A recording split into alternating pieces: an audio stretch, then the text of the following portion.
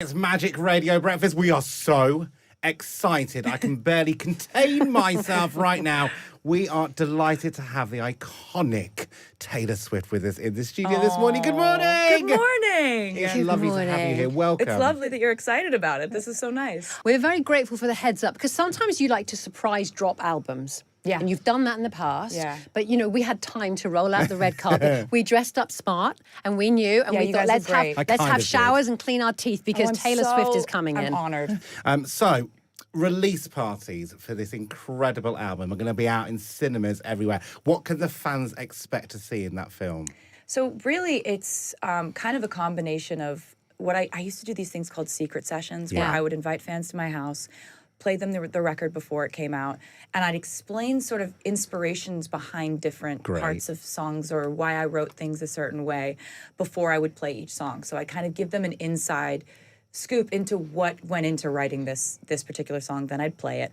So it's a combination of that, and it's a music video debut. Right. So it's a premiere of a brand new music video that you can only see in theaters. It's not going to go online immediately. So it's like, I don't know, I was shooting the video and I was directing it, and my camera operator, Colin, said, like, it's a shame that this isn't going to be seen on, like, a big screen. It's such a massive production. And I just was like, you're right. Yeah. Thanks, Colin. And so we kind of took that moment, and I was like, we've got to figure out something that's a more illuminating into the album process, because a music video lasts for 3.5 minutes, right? So I was like, let's build it out and create sort of like a secret session / like making of the music video. And it's kind of like an opportunity for fans to get together, listen through to the new music, like have me explain what I wrote it about, and also you see a brand new music video and behind the scenes content of how we made the music video. Great. It's brilliant. I mean, everyone's going to love that. And also what's exciting about the new album is you're back together working with Max Martin, Yes. who you worked with on the incredible 1989 album, one of my favourite albums of all time. Oh, thank you.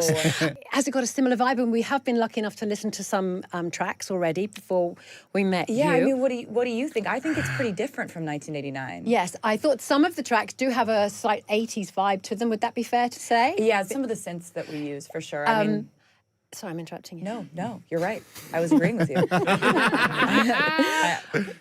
I loved the songs. I thought also, because you're very famous, of course, for writing from the heart. Things like Wish List I found very It's emotional. amazing. Oh, thank you. Oh, that one literally I'm really happy got that you me. liked that one, because Yeah. that was like the one that made me know we were done with the record. Oh, really? As soon as we finished that song, I was You were like, gonna boys, ask? we're I was done. desperate to ask you a question, which is, how do you know when you're done with an album? How do you know? Well, with this album, I was very specific about the vision for it being a short, concise, like almost like in my mind, I had like the perfect album as a idea, right? Like perfection is unattainable. We know that conceptually. It's like a problematic thing to think about perfect. But I meant perfect in the idea of like each song has a place. It can't be swapped out with anything else. It fits perfectly together, right? So that's when I knew that we had made, in my mind, the perfect album for this moment in my life, was when we wrote Wishlist, because it really does get me too. Like it's really emotional. It's a very accurate stance on where I'm at in life, and like, so I just like, it was a feeling. It was a feeling of like, we're done now.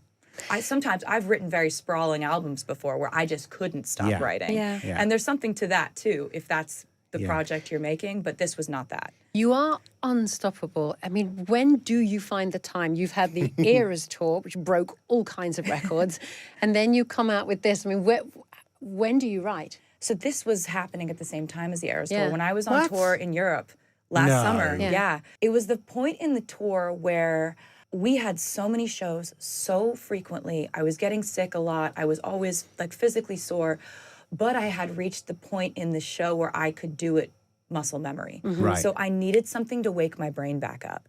I was like, I need something that like puts So you're a little... writing an album. Just gonna write an album. Honestly, yeah. Like it felt like I was so physically exhausted from the shows, but being mentally and sort of like emotionally stimulated by making this music got me to the point where like I was so excited to step back on stage because I knew I had this little secret project I was working on. Is there a standout lyric on? I mean, we've been privy to a few of the songs. They're incredible, by the way. Oh, thank you. Is there a you. standout lyric in this entire album that you can think of instantly? You go, actually, that's where I am. That's what I'm most proud of. That's what I love. That's my messaging.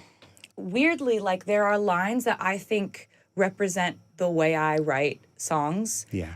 Like it's not something that I think represents like who I am as a person, because this is very much a song that's written in character. There's a song called Father Figure, where the first line of the second verse says, "I pay the check before it kisses the mahogany grain." Yeah. And I'm like, that's my favorite type of writing, right? Yeah. Where you have to think about, wait, what do those words mean? Oh, somebody got the bill before it hit the table, but you say kisses the mahogany grain. I'm like, okay, that's my favorite type of stuff to write. But there are some lines in the song, The Life of a Showgirl, that are very much sort of like the manifesto of how I've had to operate within this industry. It's a song about meeting one of your sort of idols, and they, instead of being what you thought they would be, they warn you against following in their footsteps, because they just want to be honest with you about how hard this industry is, and you do it anyway. I think that's sort of like the manifesto of like how I approached this tour. There wasn't the option of, if I'm sick, I'm not going on stage. There wasn't an option of, I'm feeling terrible, I'm not doing the show tonight. And so every one of us on that tour operated from that standpoint of like, the crowd is your king. Yeah. Like, it's not the other way around. We're going to play Fate of Ophelia now. It's a first play for us on Magic. What can you tell us about this song, and we'll play it? I think that this song has some of like my favorite moments in it. Like there's this post-hook section that goes, keep it 100 on the land, the sea, the sky, pledge allegiance to your hands, your team, your vibes. And when we wrote that in studio, I was like, yes, this is why I do music. Like the way I feel when this part of the song happens. But this is a song about feeling for a long time like you might have met a similar fate to Ophelia, who was driven mad over the years slowly by love. And instead she, you know, I kind of give her a little bit of we reference her fate, but you talk about sort of someone saving you from that fate, and like how euphoric that feels to look at maybe your past experiences with heartbreak and feel that you've been like rescued from that by this fortuitous turn of events where you ended up finding a person that changed that for you. What an insight. Thank you so much. We've Thank loved you. having you on. Taylor Swift has always been candid about love, heartbreak, and the inspirations behind her music.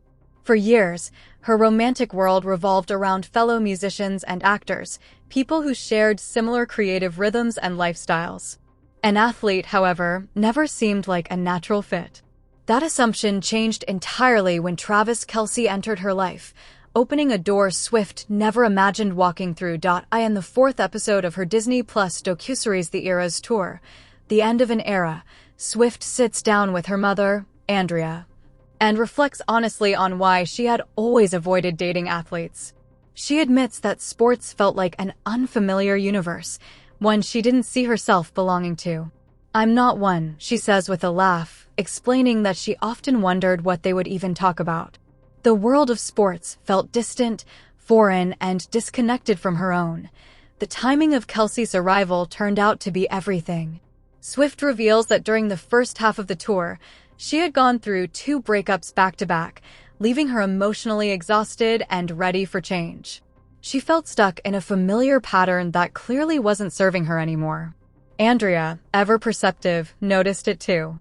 With gentle honesty, she encouraged her daughter to do something different, a simple but powerful push that nudged Swift toward the unknown. That nudge soon turned into something more intentional. Andrea began paying attention when headlines surfaced about Kansas City Chiefs star Travis Kelce attending one of Swift's concerts and attempting to give her a friendship bracelet, a gesture deeply rooted in Swiftie culture. Unsure what to make of the football player, Andrea decided to do a little research of her own.